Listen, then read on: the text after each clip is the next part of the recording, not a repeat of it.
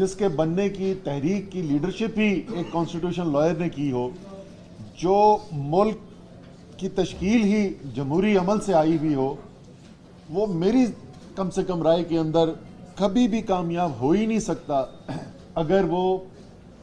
جمہوری روایات پر نہ چل رہا ہو، جمہوری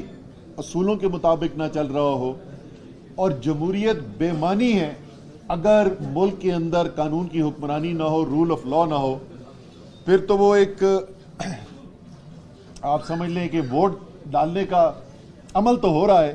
لیکن اس ووٹ ڈالنے کے عمل سے حقیقی جمہوریت نہیں ملک کے اندر آ رہی. اگر اس کے بعد جو ووٹ لے کر آ رہا ہے یا وہ یا کوئی اور جو ہے وہ اپنے آپ کو قانون سے بالا تر سمجھتا ہے اور فیصلے ملک کے اندر ایسے ہو رہے ہیں جو قانون کے مطابق نہیں ہو رہے، وہ طاقت کی بنیاد پہ ہو رہے ہیں کہ طاقت کس کے پاس ہے اور فیصلے اس کے لیے کیے جا رہے ہیں. پاکستان میں ہم نے دیکھا کہ پہلے تو جمہوری عمل جو ہے وہی شروع ہونے کے اندر جو ہے بڑی رکاوٹیں آئیں، بار بار کوششیں کی گئیں اور وہ کوششوں کو ناکام کیا گیا. بدقسمتی سے 50 کی دہائی کے اگر ہم نظر ڈالیں تو عدلیہ نے بھی ایک کردار ادا کیا کہ یہ جمہوریت ملک میں جس کی وجہ سے نہ آ سکی. بڑی مشہور کیسز ہیں جی، مولوی تمیز الدین خان کا کیس ایک بڑا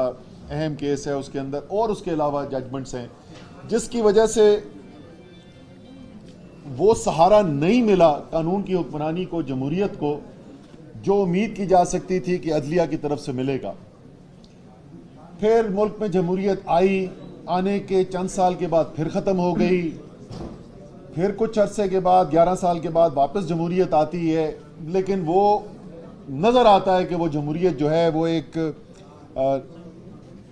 ناکافی، ناتمام، بے اختیار جمہوریت آتی ہے اور 90 کی دہائی گزر جاتی ہے، حکومتیں آ رہی ہیں، حکومتیں جا رہی ہیں، فیصلے جو ہیں حکومتیں بدلنے کے وہ عوام نہیں کر رہے، وہ ووٹر نہیں کر رہا، وہ فیصلے کہیں اور ہو رہے ہیں. پھر اس کے بعد دوبارہ ایک انٹرپشن آ جاتی ہے اور اس کے بعد کم سے کم 2008 سے یہ ہو رہا ہے کہ ایک جمہوری عمل جو ہے وہ تسلسل سے چل رہا ہے. یہ ایک اچھی چیز ہے. تو اس حد تک تو بہتری آئی پاکستان کے اندر کہ جمہوری عمل چلنا شروع ہو گیا. اسی کے تقریباً اسی ٹائم پیریڈ کے اندر ہم نے ایک بڑی متحرک کیمپین دیکھی جو انڈیپینڈنس اور جوڈیشری کے لیے، آزاد عدلیہ کے لیے چلائی گئی. وکلاء نے بڑا اس کے اندر کلیدی کردار ادا کیا. میری عمران خان صاحب کے ساتھ پہلی دفعہ جو ملاقات سڑکوں پہ ہوئی، اس کے علاوہ تو ہم ملتے تھے لیکن سڑکوں پہ پہلی دفعہ مجھے یاد ہے ملاقات ہوئی. ہم شارع دستور سے اسی عدلیہ کی تحریک کے لیے، میں سول سوسائٹی کی طرف سے گیا ہوا تھا، خان صاحب جو ہے ظاہر ہے چیئرمین تحریک انصاف آئے ہوئے تھے، اور اس کے بعد ہم وہاں سے ساتھ چل کے آئے شارع دستور سے. اور وہ تحریک بھی جو ہے وہ ایک حد تک کامیاب ہوئی. اس کامیابی کے جو نتائج قوم دیکھنا چاہتی تھی وہ پوری طریقے سے نہیں ملے ہمیں، اس میں کوئی شک نہیں ہے. اور بہت سارے لوگ ہمارے دوست جو اس تحریک کے خلاف تھے وہ آج بھی ہمیں کہتے ہیں کہ دیکھو ہم نے تمہیں اس وقت بھی سمجھایا تھا. لیکن میرا ماننا یہ ہے کہ اس میں تو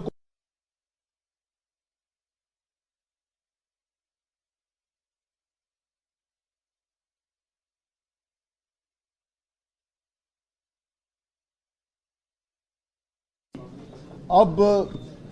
جج صاحبان، انفرادی جج صاحبان کے اوپر انحصار ہوتا ہے. کوئی اس آزادی کا بھرپور استعمال کرتے ہیں، کچھ آج بھی نہیں کرتے ہیں، لیکن ایک کم سے کم ایک سپیس پیدا ہوئی اور بہتری پیدا ہوئی. تو ایک طرف ہمارے پاس ایک نسبتاً آزاد عدلیہ ہمارے پاس سامنے آئی، دوسری طرف ایک جمہوری تسلسل شروع ہوا. اور پاکستان جو کہ تقریباً 70 سال ہو گئے تھے بنے ہوئے، اور کبھی پاکستان کی تاریخ میں نہیں ہوا تھا کہ ایک جمہوری حکومت سے دوسری حکومت کو ٹرانسفر آف پاور ہوا ہو پیسفل. وہ 2013 میں پہلی دفعہ ہوا، 2018 میں ریپیٹ ہوا. لیکن ابھی بھی جو بھی پاکستان کو دیکھ رہا ہے اس کو نظر آ رہا ہے کہ اس ملک کے اندر آج بھی قانون کی حکمرانی نہیں ہے، قانون سب کے لیے برابر نہیں ہے. آج بھی یہ صورتحال ہے کہ سب سے اوپر طاقتور ہے، اس کے نیچے آئین اور قانون ہے، اور اس کے نیچے عوام ہے. تو عوام کے اوپر تو آئین اور قانون کا اطلاق ہو رہا ہے لیکن طاقتور کے اوپر نہیں ہو رہا. اور یہ جب تک صورتحال رہے گی تو وہ پاکستان جس کے لیے قائد اعظم محمد علی جناح نے جد و جہد کی، اور وہ پاکستان جو پاکستان کے 22 کروڑ عوام کی خواہشات پر پورا اتر سکے، وہ کبھی بھی ہم حاصل نہیں کر سکتے.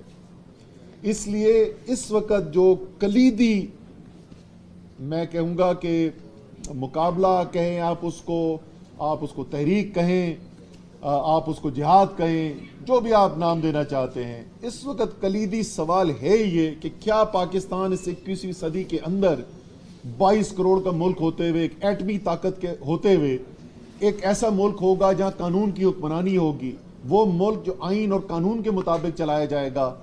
یا کیا پاکستان ایک ایسا ہی ملک چلتا رہے گا جہاں طاقتور جو ہے وہ قانون سے بالاتر ہے؟ اگر اس کے اندر کامیابی ہوئی، اور انشاءاللہ ہوگی،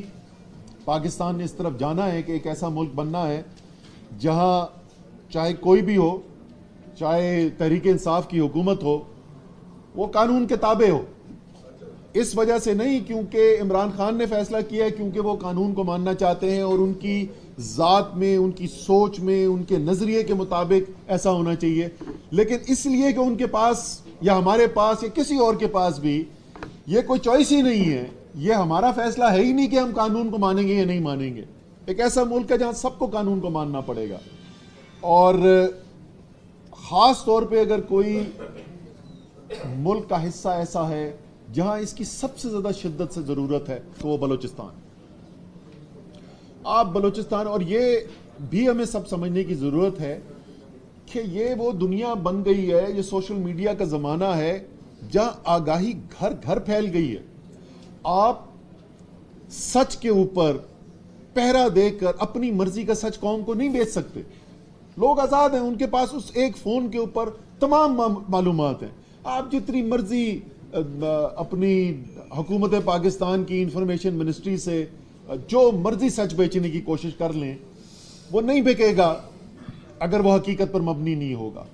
اور یہی صورتحال اس وقت بلوچستان کی ہے. میں خاص طور پہ ظاہر ہے کوئٹہ کے اندر کھڑے ہوئے ہیں، لیکن اس کے باوجود اگر نہ بھی ہوں یہاں پہ تمام پاکستانیوں کو اس کو غور کی ضرورت ہے. اور میں آپ کو بتاؤں، ہماری حکومت ختم ہونے سے کوئی آخری کو دو تین مہینے رہ گئے تھے، اس سے پہلے بھی بڑی کوشش کی، ترقیاتی لحاظ سے بلوچستان کو جتنا بڑا حصہ عمران خان کی حکومت نے دیا، مجھے وہ موقع ملا وزیر اعظم کی وجہ سے کہ ان کی پوری سپورٹ تھی. تاریخ کے سب سے بڑے ترقیاتی منصوبے بھی یہاں لے کر آئے. لیکن میں نے وزیر اعظم سے کہا کہ اس وقت اگر ہم بلوچستان کے اوپر غور نہیں کریں گے اور وہاں کے حالات کو سمجھنے کی کوشش نہیں کریں گے تو ہم پاکستان کا بہت بڑا نقصان کرنے والے ہیں. آپ ایک عام بلوچستان کے شہری کے پاس چلے جائیں اور اس سے بات کریں، کیمرہ پہ شاید وہ یہ بات نہ کرے کیونکہ آج بھی بدقسمتی سے اس ملک کے اندر خوف ہے، لیکن آپ کو کوئی بھی یہاں پر نہیں ملے گا جو یہ سمجھے کہ اس وقت واقعی میں فیصلے جو ہیں وہ عوام کے ہاتھ میں ہیں اور فیصلے قانون کے مطابق کیے جا رہے ہیں. اور اس کے ساتھ بدقسمتی سے مجھے یہ بھی کہنا پڑے گا کہ آج اگر آپ بلوچستان میں چلے جائیں اور آپ سے ان سے پوچھیں کہ یہ آپ کے منتخب نمائندے جو ہیں، جس میں ہم لوگ بھی سب شامل ہیں، کیا یہ واقعی میں عوام کی بہتری کے لیے قانون کے مطابق کام کر رہے ہیں، تو شاید آپ کو ایک بھی نہ ملے جو اس بات سے اتفاق کرتا ہو. اور جیسے میں نے کہا، وہ پرانا وقت جہاں سب چیزوں کو آپ سچائی کو ڈھانپ کر طاقت سے، جبر سے، زور کا استعمال کر کے دبا دیا کرتے تھے لوگوں کے احساسات کو، یہ پاکستان کا وقت ختم ہو چکا ہے. آج یا پاکستان کے جو فیصلہ ساز ہیں جس کے اندر ہم بھی شامل ہیں، یا آج